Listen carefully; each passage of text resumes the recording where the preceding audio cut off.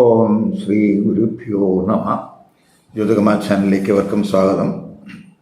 ഇന്ന് ഞാൻ ചർച്ച ചെയ്യുന്നത് 2026 ആഗസ്റ്റ് മാസഫലം മിഥുനക്കൂറുകാർക്കും മിഥുന ലഗ്നക്കാർക്കും എങ്ങനെയാകും എന്നുള്ളതിനെ പറ്റിയാണ്. അതായത് മകയിര നക്ഷത്രത്തിൻ്റെ അവസാന 2 പാദം, തിരുവാതിര, പുണർതം നക്ഷത്രത്തിൻ്റെ ആദ്യത്തെ 3 പാദത്തിൽ പെടുന്നവർക്ക് ആഗസ്റ്റ് മാസം എങ്ങനെയാകുമെന്നുള്ളതാണ്. അപ്പോൾ ആദ്യം നമുക്ക് ഈ മിഥുനക്കൂറുകാരുടെയും മിഥുന ലഗ്നക്കാരുടെയും ആഗസ്റ്റ് മാസത്തിലെ ഗ്രഹസ്ഥിതി എങ്ങനെയെന്ന് നോക്കാം. മിഥുനക്കൂറ് മിഥുന ലഗ്നം എന്ന് പറയുമ്പോൾ ജന്മലഗ്ന രാശ്യാധിപൻ ബുധനാണ്. ആ ബുധൻ ആഗസ്റ്റ് 5-ന് 2-ലേക്ക് മാറുന്നു. ആഗസ്റ്റ് 22-ന് ആ ബുധൻ 3-ലേക്കും മാറുന്നു. സൂര്യനാണെങ്കിൽ ആഗസ്റ്റ് 17-ന് 2-ൽ നിന്നും 3-ലേക്ക് മാറുന്നു. ചൊവ്വ ആഗസ്റ്റ് 2-ന് ജന്മരാശിയിലേക്ക് രാശി മാറുന്നു. ഗുരു 2-ല് ഉച്ച സ്ഥിതനാണ്. ശുക്രൻ 4-ല് നീചരാശിയിലേക്ക് മാറുന്നു ആഗസ്റ്റ് 1-ന്. ഗുരു അതുപോലെ ശനി 10-ല് വക്രത്തിൽ സഞ്ചരിക്കുന്നു. രാഹു 9-ലും കേതു 3-ലും സ്ഥിതി തുടരുന്നു. അതായത് 4 ഗ്രഹങ്ങൾ, ശുക്രൻ, കുജൻ, ബുധൻ, രവി, ഈ 4 ഗ്രഹങ്ങൾക്കാണ് ആഗസ്റ്റ് മാസത്തിൽ രാശിമാറ്റങ്ങൾ വരുന്നത്. അപ്പോൾ നമുക്ക് ഈ ആഗസ്റ്റ് മാസത്തിലെ ഗ്രഹസ്ഥിതി അനുസരിച്ച് മിഥുനക്കൂറുകാരുടെയും മിഥുന ലഗ്നക്കാരുടെയും പൊതുവായിട്ടുള്ള ആരോഗ്യസ്ഥിതി ആദ്യം നോക്കാം. ജന്മലഗ്ന രാശിയാധിപൻ ബുധൻ ജന്മരാശിയിൽ 2-ല് 3-ല് സഞ്ചരിക്കുന്ന സമയമാണ്. അപ്പോൾ ആരോഗ്യസ്ഥിതി പൊതുവെ അനുകൂലമാണ്. 6-ാം ഭാവാധിപനായിട്ടുള്ള ചൊവ്വ ജന്മരാശിയിൽ വരുന്നുണ്ട് എന്നുള്ളത് കൊണ്ട് ഇപ്പോൾ ചിലർക്ക് ഈ നമ്മുടെ ENT സംബന്ധമായിട്ട് എന്തെങ്കിലുമൊക്കെ ഇഷ്യൂസ് ഉള്ളവർ, ഷോൾഡർ റിലേറ്റഡ് ആയിട്ട് എന്തെങ്കിലുമൊക്കെ ഇഷ്യൂസ് ഉള്ളവർ ശ്രദ്ധിക്കണം. പൊതുവേ ഒരു കൺഫ്രണ്ടേഷണൽ ടെൻഡൻസീസ് ഈ സമയത്ത് ഉണ്ടാകും. ജന്മരാശിയിലൊക്കെ ആ 6-ാം ഭാവാധിപനായിട്ടുള്ള ചൊവ്വ നിൽക്കുന്ന സമയമാണ്. അതുപോലെ ഈ ശുക്രൻ 12-ാം ഭാവാധിപനായിട്ട് 4-ല് നീചസ്ഥിതനാണ്. അപ്പോൾ ഈ ഫാമിലി റിലേറ്റഡ് ആയിട്ടുള്ള ഒരു ടെൻഷൻ, സുഖക്കുറവ് ഈ സമയത്തുണ്ടാകാം. ചൊവ്വയും 4, 7, 8 രാശികളിലൊക്കെ ദൃഷ്ടി ചെയ്യുന്ന സമയമാണ്. അപ്പോൾ പൊതുവേ നമ്മൾ ദൂരയാത്രകളിൽ ശ്രദ്ധിക്കണം, ഡ്രൈവിങ്ങിൽ ശ്രദ്ധിക്കണം, ജീവിത പങ്കാളിയുടെ ആരോഗ്യത്തിലും ശ്രദ്ധിക്കണം. ഗുരു 6-ലൊക്കെ ദൃഷ്ടി ചെയ്യുന്ന സമയം ആയതുകൊണ്ട് ആരോഗ്യ പ്രശ്നങ്ങൾ ഉള്ളവർക്ക് ടൈംലി ആയിട്ടുള്ള ട്രീറ്റ്മെൻറ്റിലൂടെ അതിൽ നിന്ന് ആശ്വാസം അല്ലെങ്കിൽ റിക്കവറി സാധ്യമാകും. ഇനി തൊഴിൽസ്ഥിതി നോക്കുമ്പോൾ 10-ാം ഭാവാധിപനായിട്ടുള്ള ഗുരു, ആ ഗുരു ഇപ്പോൾ 2-ല് ഉച്ചസ്ഥിതനാണ്. അതായത് 10-ൻ്റെ 5-ാം ഭാവമാണ് ഈ 2-ാം ഭാവരാശി എന്ന് പറയുന്നത്. അപ്പോൾ ആ 10-ലേക്ക് ഗുരുവിൻ്റെ ദൃഷ്ടി ഉള്ള സമയം കൂടെയാണ്. 10-ല് ശനി വക്രത്തിൽ സഞ്ചരിക്കുന്നു. അപ്പോൾ ഈ ശനി 10-ല് വക്രത്തിൽ സഞ്ചരിക്കുക വഴിയുള്ള ദോഷം ആ ഗുരുവിൻ്റെ 10-ലെ ദൃഷ്ടി കൊണ്ട് മാറും. അപ്പോൾ തൊഴിലിൽ പോസിറ്റീവായിട്ടുള്ള മാറ്റങ്ങൾ പ്രതീക്ഷിക്കാം. ശുക്രൻ 4-ല് നീചസ്ഥിതനാണെങ്കിലും 10-ൽ ആ ശുക്രൻ ഉച്ചദൃഷ്ടി ചെയ്യുന്ന സമയം കൂടെയാണ്. അപ്പോൾ തൊഴിൽപരമായിട്ടുള്ള ഉയർച്ചയ്ക്ക്, ഭാഗ്യ നേട്ടങ്ങൾക്കൊക്കെ സാധ്യതയുണ്ട്. തൊഴിലിടത്തെ പ്രശ്നങ്ങൾക്ക് ശാശ്വതമായിട്ടുള്ള പരിഹാരം ഉണ്ടാകും. ഇപ്പോൾ തൊഴിൽ മാറ്റം ആഗ്രഹിക്കുന്നവർക്ക് പൊതുവെ അനുകൂല സമയമാണ്.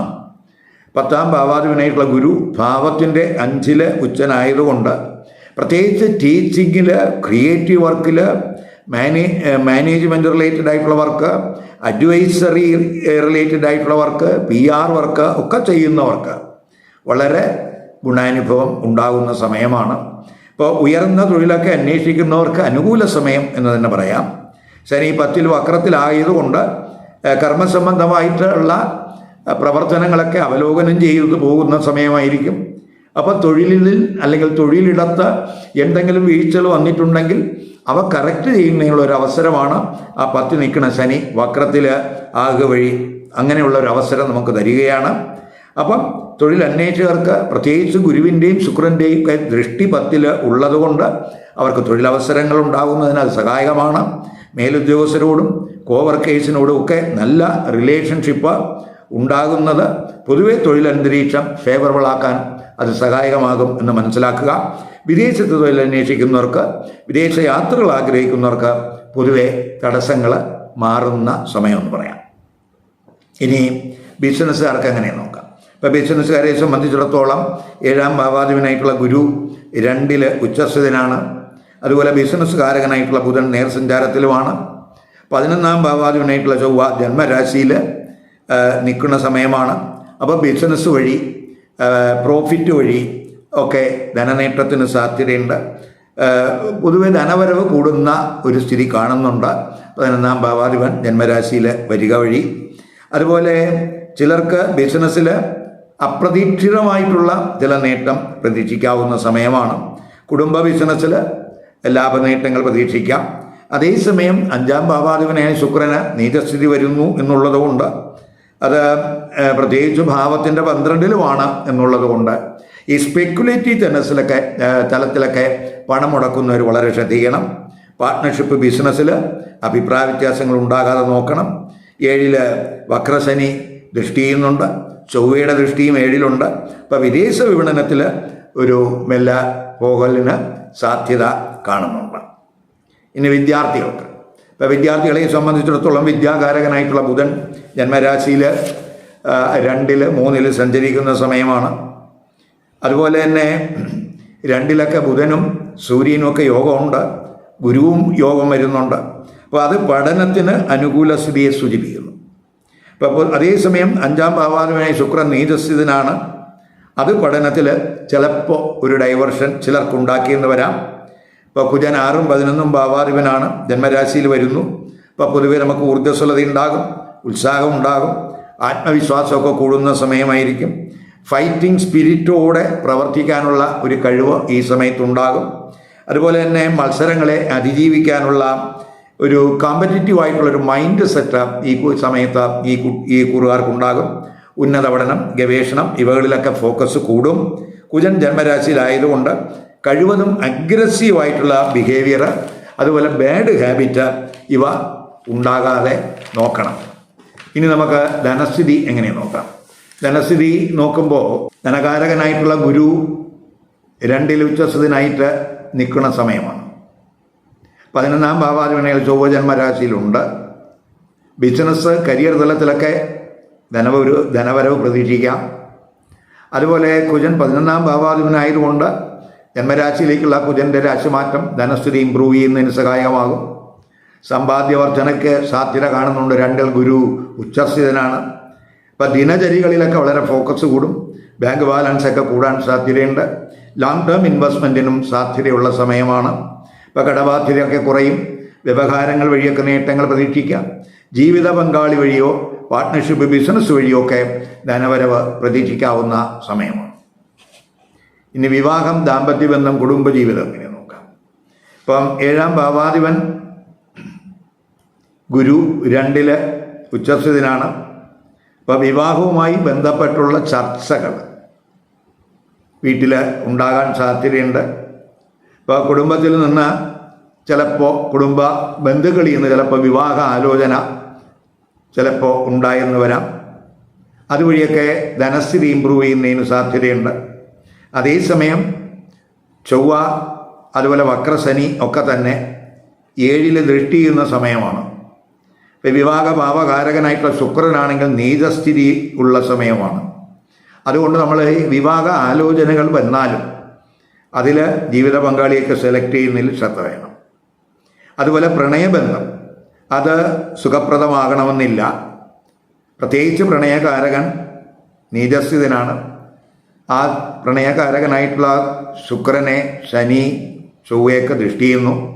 അപ്പോൾ പ്രണയ പങ്കാളിയുമായിട്ടൊക്കെ ചിലപ്പോൾ അഭിപ്രായ വ്യത്യാസം ഉണ്ടായെന്ന് വരാം. അപ്പോൾ അവിടെയൊക്കെ ഒരു കെയർ വേണം.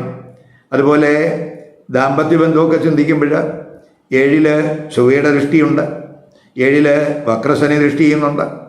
അത് പ്രത്യേകിച്ച് മേരിറ്റൽ റിലേഷൻഷിപ്പിൽ ഒരു കെയർ വേണ്ടുന്നതിനെ സൂചിപ്പിക്കുകയാണ്. ഇപ്പം ശനി വക്രദൃഷ്ടി ആയതുകൊണ്ട് ദാമ്പത്യ പ്രശ്നങ്ങൾ പരിഹരിക്കാനുള്ള ഒരു ശ്രമമൊക്കെ ഈ സമയത്ത് ഉണ്ടാകും. എങ്കിലും ചൊവ്വയുടെ ദൃഷ്ടി 7-ലുണ്ട്. അപ്പോൾ ദമ്പതിമാർക്കിടയിൽ ചെറിയ അഭിപ്രായ വ്യത്യാസങ്ങളൊക്കെ ഉണ്ടാകാൻ സാധ്യതയുണ്ട്. അത് വക്രശനി ദാമ്പത്യ പ്രശ്നങ്ങൾ പരിഹരിക്കാൻ സഹായകമാകും. അപ്പോൾ കുറച്ച് അച്ചടക്കം ഈ സമയത്ത് കൂട്ടണം. അതുപോലെ ആത്മീയ ചിന്തയൊക്കെ കൂടുന്നത് പ്രത്യേകിച്ച് മാരിറ്റൽ റിലേഷൻഷിപ്പിലെ പ്രശ്നങ്ങൾ പരിഹരിക്കാൻ സഹായമാകും. അതേസമയം ജീവിത പങ്കാളി വഴിയൊക്കെ വലിയ സാമ്പത്തിക നേട്ടങ്ങളൊക്കെ ഉണ്ടാകാൻ സാധ്യതയുള്ള സമയവും കൂടിയാണെന്ന് മനസ്സിലാക്കുക. കുടുംബജീവിതത്തിലോട്ട് വരുമ്പോൾ കുടുംബജീവിതം സന്തോഷകരമാകണമെന്നില്ല. പ്രത്യേകിച്ച് 4 ശുക്രൻ നീചസ്ഥിതനാണ്. അതുപോലെ 4-ാം ഭാവാധിപനായ ബുധൻ്റെ സ്ഥിതി 1, 2, 3 രാശികളിൽ, അത് പ്രത്യേകിച്ച് നമ്മൾ കുടുംബകാര്യങ്ങൾ ചർച്ച ചെയ്യുന്ന സമയമാണ്. കുടുംബ വസ്തുക്കൾ, കുടുംബ പ്രശ്നങ്ങൾ, ഇവയൊക്കെ നമ്മൾ കുടുംബത്തിൽ ചർച്ച ചെയ്ത് പോകുന്ന സമയമായിരിക്കും. ശുക്രൻ 12-ാം ഭാവാധിപതിയും കൂടിയാണ്. അപ്പോൾ ഈ 12-ാം ഭാവാധിപനായ ശുക്രനാണ് 4-ൽ നിൽക്കുന്നു എന്നുള്ളത് കൊണ്ട് നമ്മൾ ഫാമിലി റിലേറ്റഡ് ആയിട്ടുള്ള എക്സ്പെൻസിനൊക്കെ സാധ്യതയുണ്ട്. സന്താനങ്ങളുടെ കാര്യത്തിലൊക്കെ നമ്മൾ ഒരു കെയർ വേണം. പ്രത്യേകിച്ച് 5-ാം ഭാവാധിപനും കൂടിയാണ് ആ ശുക്രൻ 5-ന്റെ 12-ലാണ്, നീചസ്ഥിതിയിലാണ്. അപ്പോൾ സന്താനങ്ങളെ ചൊല്ലിയുള്ള അഭിപ്രായ വ്യത്യാസങ്ങൾ, സന്താനങ്ങൾക്ക് വേണ്ടിയുള്ള ചെലവ്, മറ്റു കാര്യങ്ങളൊക്കെ ഈ സമയത്തുണ്ടാകാം. ഇപ്പോൾ കുജനും ശനിയൊക്കെ 4 ദൃഷ്ടി ചെയ്യുന്നതുകൊണ്ട് കുടുംബാംഗങ്ങളുമായിട്ടുള്ള ഇൻ്ററാക്ഷനിലൊക്കെ വളരെ കെയർ വേണ്ടുന്ന ഒരവസ്ഥയാണ് കാണിക്കുന്നത്. ഇനി ആഗസ്റ്റ് 7, 8, 20, 21, 25, 26 ഈ തീയതികൾ അനുകൂല ദിവസങ്ങളല്ല. അതുകൊണ്ട് ഈ ദിവസങ്ങളിൽ ശുഭകർമ്മങ്ങൾ ഒഴിവാക്കണം, പുതിയ സംരംഭങ്ങൾ തുടങ്ങുന്നത് ഒഴിവാക്കണം. അതുപോലെ സുപ്രധാന തീരുമാനങ്ങൾ കഴിവതും ഈ ദിവസങ്ങളിൽ എടുക്കാതിരിക്കാനും ശ്രദ്ധിക്കണം. ഇവിടെ ഞാൻ പറഞ്ഞത് മിഥുനക്കുറുകാരുടെയും മിഥുനലഗ്നക്കാരുടെയും ഗോചര ഗ്രഹസ്ഥിതി അനുസരിച്ചിട്ടുള്ള ഒരു പൊതുഫലമാണ്. അപ്പോൾ ഇതൊരു പൊതുഫലമായിട്ടേ നമ്മൾ എടുക്കാവൂ. ഇപ്പോൾ നമ്മൾ ഏത് കൂറിൽ ജനിച്ചവരായാലും അവർക്ക് മിഥുന ലഗ്നം വന്നിട്ടുണ്ടെങ്കിൽ ഈ മിഥുന ലഗ്നം അവരുടെ കൂറിൻ്റെ ഫലത്തെ സ്വാധീനിക്കുമെന്ന് മനസ്സിലാക്കുക. കാരണം നമ്മളൊരു ഗോചരഫലം എടുക്കുമ്പോൾ ചന്ദ്രാലുള്ള ഫലവും എടുക്കണം, ലഗ്നാനുള്ള ഫലവും എടുക്കണം. അപ്പം മിഥുന ലഗ്നം വന്നിട്ടുള്ള ഏത് നക്ഷത്രക്കാരായാലും അവരുടെ കൂറിൻ്റെ ഫലത്തോടൊപ്പം ഈ മിഥുന ലഗ്നത്തിൻ്റെ ഫലവും കൂടെ കമ്പൈൻ ചെയ്ത് കേൾക്കണം. എങ്കിൽ മാത്രമേ നമുക്ക് ഈ കറക്റ്റായിട്ടുള്ള ഒരു അവലോകനം സാധ്യമാകുകയുള്ളൂ. ഇപ്പോൾ നമ്മൾ മിഥുനക്കുറുകാരെ സംബന്ധിച്ചിടത്തോളം ചിലർക്ക് മിഥുന ലഗ്നം വരാം, മറ്റുള്ളവർക്ക് മിഥുന ലഗ്നമല്ലാതെ മറ്റു ലഗ്നരാശികൾ വരാം. ഇപ്പം മിഥുന ലഗ്നമല്ലാതെ മറ്റു ലഗ്നരാശികൾ വന്നിട്ടുള്ള മിഥുനക്കുറുകാരെ സംബന്ധിച്ചിടത്തോളം അവരുടെ ലഗ്നരാശി ഏതെന്ന് അവരറിയണം. എന്നിട്ട് ആ ലഗ്നരാശിയുമായിട്ട് ബന്ധപ്പെട്ട് പറയുന്ന ഫലം ഈ മിഥുനക്കൂറിൻ്റെ ഫലത്തോടൊപ്പം കമ്പൈൻ ചെയ്ത് കേൾക്കുക. എങ്കിൽ മാത്രമേ നമുക്ക് ആഗസ്റ്റ് മാസത്തെ ആ പൊതുഫലത്തിൻ്റെ ഒരു കൃത്യചിത്രം കിട്ടുകയുള്ളൂ. മാത്രമല്ല, ഇതൊരു ഗോചര ഗ്രഹസ്ഥിതി അനുസരിച്ചുള്ള ഫലമാണ്. പക്ഷേ ജാതകത്തിലെ ഗ്രഹസ്ഥിതി വളരെ പ്രധാനമാണ്. ഇപ്പോൾ നടക്കുന്ന ദേശ അപകാരം ഛിദ്രം, ഇതൊക്കെ ജാതകത്തിൽ ഇഷ്ടസ്ഥാനത്ത് നിൽക്കുന്ന ഗ്രഹങ്ങളുടേതാണോ അല്ലയോ എന്നൊക്കെ നമ്മൾ അറിയണം. അപ്പോൾ അവയുടെ സ്വാധീനമായിരിക്കും നമ്മൾ ഇപ്പോൾ കൂടുന്നത്. അതുകൊണ്ട് അത് നമ്മൾ ഇപ്പോൾ നടക്കുന്ന ദേശ അപകാരം ഛിദ്രമൊക്കെ നമ്മൾ വ്യക്തമായിട്ട് മനസ്സിലാക്കണമെങ്കിൽ അത് ജാതക ചിന്തയിലൂടെ മാത്രമേ നമുക്ക് പറയാൻ കഴിയുകയുള്ളൂ എന്നും കൂടെ മനസ്സിലാക്കുക. ഈ വീഡിയോ ഇഷ്ടപ്പെട്ടുവെങ്കിൽ ലൈക്ക് ചെയ്യുക, ഷെയർ ചെയ്യുക. അതുപോലെ സബ്സ്ക്രൈബ് ചെയ്യാത്തവർ സബ്സ്ക്രൈബ് ചെയ്ത് കാണുക. മറ്റൊരു പുതിയ വിഷയമായി അടുത്ത വീഡിയോയിൽ കാണാം. നമസ്കാരം.